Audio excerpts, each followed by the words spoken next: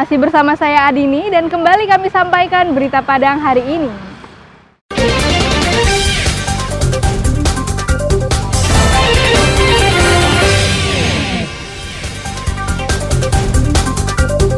Remblong, truk terjun ke jurang di kawasan Silayeng, Padang Panjang.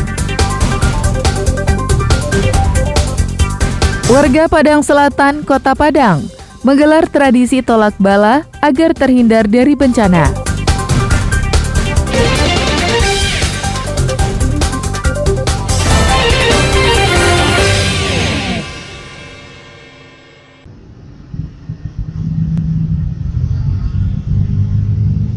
Aksi pencurian telepon genggam milik salah seorang pengunjung kantor jasa pengiriman barang di daerah Kalawi, Kecamatan Kuranji, pinggiran Kota Padang, terekam kamera pengintai.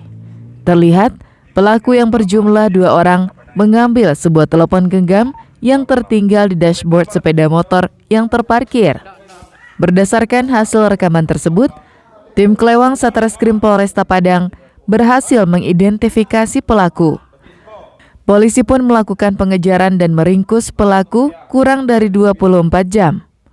Kedua pelaku dibekuk di sebuah rumah di daerah Gunung Pangilun, Kecamatan Padang Utara, Kota Padang pada Jumat sore.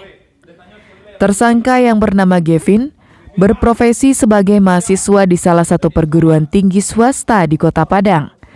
Dan temannya Malik, seorang residivis kasus begal yang sudah 3 kali mendekam di penjara. Keduanya tak berkutik saat ditangkap petugas. Kedua pelaku langsung dibawa ke Mapolresta Padang guna menjalani proses hukum lebih lanjut. Tersangka mengaku telah beraksi di 11 lokasi di Kota Padang dengan sasaran telepon genggam yang tertinggal di dashboard sepeda motor. Saat diinterogasi polisi, pelaku menangis meronta mengakui kesalahannya karena takut masuk penjara. Tembak mulai kau, udah berapa kali kau kok gak ada, masih mulus-mulus aja kau. Tempurungnya nih lah biar dia nggak bisa jalan. Dan jerah, ada efek jerahnya. Jerah kau. Untuk tim melaksanakan penyidikan langsung kita pull bucket ke TKP dan akhirnya tim dapat mengidentifikasi pelaku.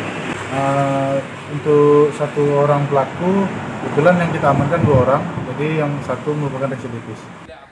Meski bermohon dan meronta agar tak dihukum, namun apa boleh buat? Nasi sudah menjadi bubur.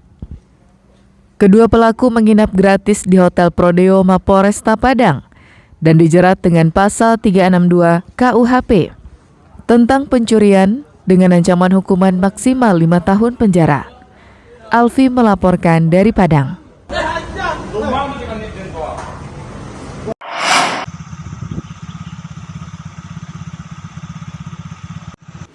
Seorang warga Jorong Kayu Jauh, Nagari Batang Barus, Kabupaten Solo, Tony Devisa, sukses membudidayakan tanaman tea tree. Tanaman yang tergolong langka ini berhasil dipanen sebanyak 5 kali.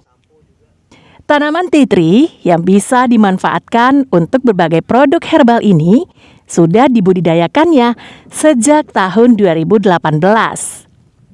Ketertarikannya menanam ini disebabkan karena prospek ekonomisnya. Apalagi di sekitar lokasinya juga ada tempat pengolahan minyak, sehingga memudahkannya mengolah hasil panen. Tea tree merupakan tanaman sejenis teh. Pohon yang digunakan ini berbeda dengan tanaman teh untuk membuat minuman teh hitam atau teh hijau. Yang diambil dari tea tree ini adalah minyaknya. Minyak pohon teh ini adalah tanaman asli dari Australia yang sejak seabad lalu digunakan sebagai antiseptik dan antiinflamasi serbaguna, serta punya khasiat banyak untuk tubuh manusia. Hasilnya bisa diolah dan disuling untuk dijadikan bahan baku berbagai produk seperti minyak wangi, sabun, dan lainnya. Untuk menanamnya, Tony mendatangkan bibitnya dari Australia. Luas lahan yang telah ditanamnya mencapai 4 hektar. Jadi karena di sini kita itu kan pengolahan minyak ya, pengolahan minyak, dan kita terdiri dari beberapa tanaman. Salah satunya itu tea tree ini. Tea tree ini untuk bahan baku parfum, untuk sabun juga, aromaterapi bisa. Kalau per hektarnya 250 ya? 150 kilo, 500. Oh, 500 ya. Jadi untuk panennya itu per hektar itu kurang lebih 500 kilo. 500 kilo. Tanaman ini sendiri itu adalah tanaman identik asli Australia.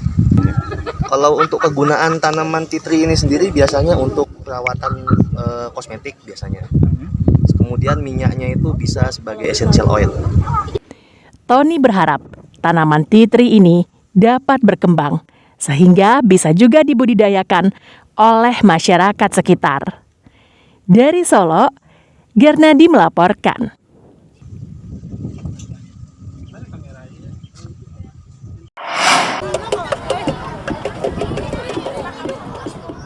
Warga dari Kelurahan Bukit Gado-Gado, Air Manis, dan Batang Arau, Kecamatan Padang Selatan, menggelar tradisi tolak bala di Pantai Air Manis Padang. Prosesi dimulai oleh seorang imam dengan memotong kecil-kecil dedaunan sambil membacakan doa atau yang disebut paureh. Paureh kemudian dimasukkan ke dalam sebuah perahu yang sudah berisi air. Selanjutnya, warga berebut mengambilnya untuk dibawa pulang, dicampurkan dengan air mandi.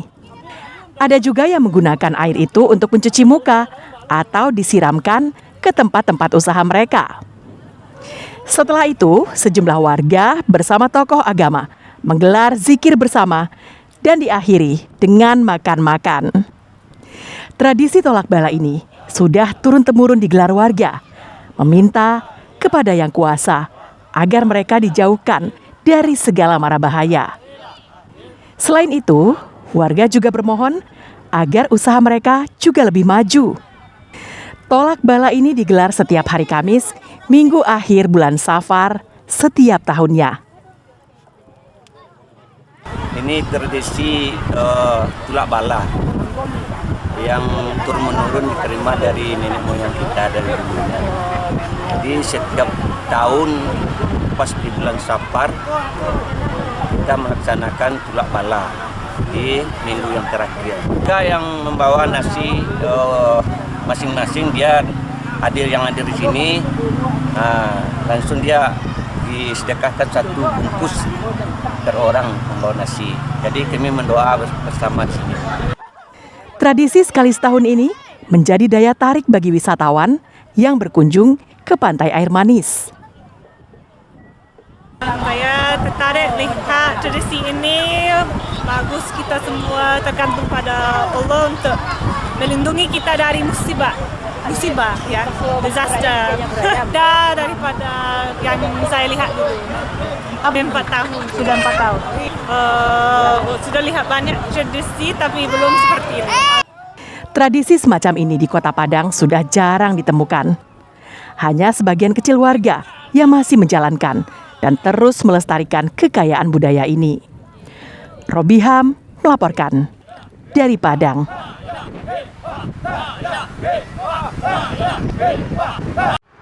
Pemirsa, demikianlah perjumpaan kita dalam Berita Padang hari ini.